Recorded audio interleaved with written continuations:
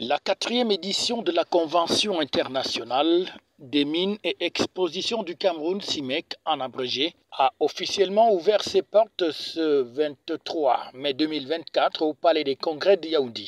Couplé à la réunion des ministres des Mines de l'ACP, le Premier ministre chef du gouvernement du Cameroun, représentant personnel du chef de l'État, était donc celui qui a présidé l'événement. Une occasion pour les différents intervenants de placer la CIMEC dans son nouveau contexte avec le Cameroun qui est passé de pays potentiel à pays producteur minier. Un exposé fait par le ministre des Mines, de l'Industrie et du Développement technologique par intérim. Nous vivons des moments historiques pour le secteur minier. La 4e édition du CIMEC, une fois d'exposition qui ne dit pas son nom, mais qui donne à voir et à entendre, s'agissant de nos richesses du secteur minier, a pour thème de manifestation de la transition du potentiel géologique à la mise en production des gisements miniers comme moyen de renforcement de la croissance économique dans la sous-région. Du Hilton Hotel sortira, j'en doute pas, une importante décision dans le cadre de la coopération entre l'OIACP et l'Union européenne. Là-bas, nous irons réfléchir sur un autre thème, à savoir libérer le potentiel de l'OIACP, assurer les transitions énergétiques et numériques grâce aux matières critiques.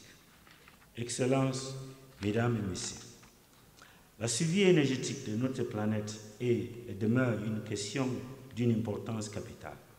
Il n'en demeure pas moins que celle portant sur la valorisation de richesses du sous-sol des pays en voie de développement en général et du Cameroun en particulier nous interpelle au plus haut point. Autrefois appelée Conférence internationale des mines et exhibitions du Cameroun, l'événement qui a cours au Palais des Congrès est désormais appelée Convention internationale des mines et expositions du Cameroun. Il s'agit de marquer le changement de statut aussi du Cameroun qui passe de pays à fort potentiel à pays producteurs miniers.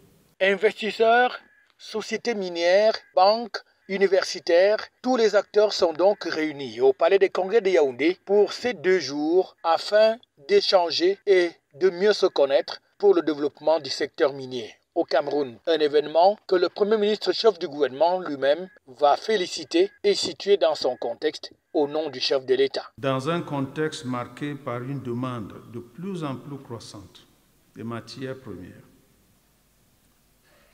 l'imposition des restrictions à l'exportation par d'importants pays producteurs et la croissance des investissements spéculatifs renforcent la volatilité des prix, ainsi que le démontrent de nombreuses études sur l'évolution des cours des ressources énergétiques et autres matières premières.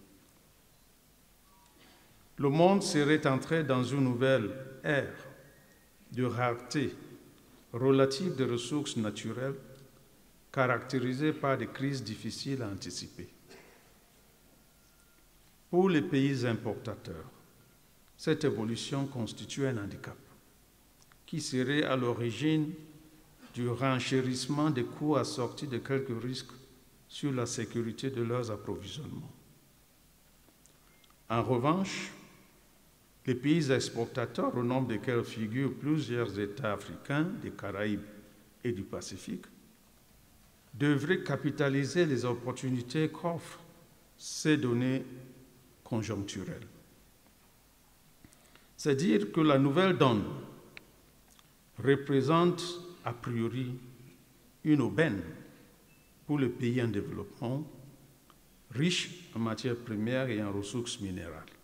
Les grands projets miniers qui sont en cours au Cameroun, on note donc celui d'exploitation de fer de Mbalam-Nabeba entre le Cameroun et le Congo. Et ceci grâce à l'entregent financier de Bestway qui fait partie des exposants du Palais des Congrès de Yaoundé. La passion à ce CIMEC, c'est d'abord l'expression de notre respectueuse gratitude. Notre gratitude envers les 2 gouvernements. Notre gratitude envers leurs excellences, Monsieur le Président de la République, Paul Biya, chef de l'État, et son frère et homologue, son Excellence, Monsieur le Président de la République du Congo, Denis Sassou Nguesso, et les gouvernements qu'il dirige. Une gratitude parce que c'est grâce à eux que ce projet transfrontalier, unique à l'échelle panafricaine, a pu voir le jour.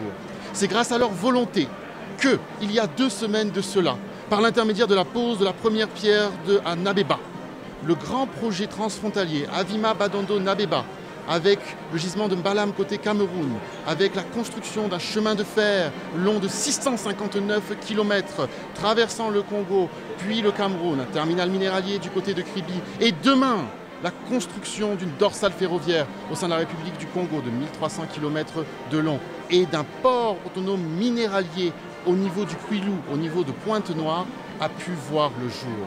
Donc notre participation aujourd'hui, c'est pour dire merci à ces 2 gouvernements. Nous saluons d'ailleurs cette initiative qui est le CIMEC et c'est aussi pour confirmer aux citoyens de la République du Cameroun et de la République du Congo que le projet a bien débuté.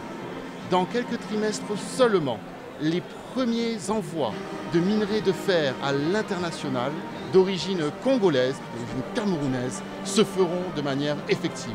Donc nous sommes là en synthèse pour dire merci. C'est donc la belle fête des mines qui est organisée au Cameroun pour sa 4e édition. Les différents stands bien achalandés, parmi lesquels on retrouve celui du ministère des Finances qui joue également un rôle important dans ce secteur. Très porteur, il faut dire que le Cameroun aujourd'hui est devenu la plaque tournante du monde de ce secteur qu'est le secteur minier qui va permettre d'aider la finance publique et d'améliorer la protection de l'environnement avec des nouvelles techniques telles que celle en vase clos qui est promue grâce à des événements comme la CIMEC. FH News, votre télévision.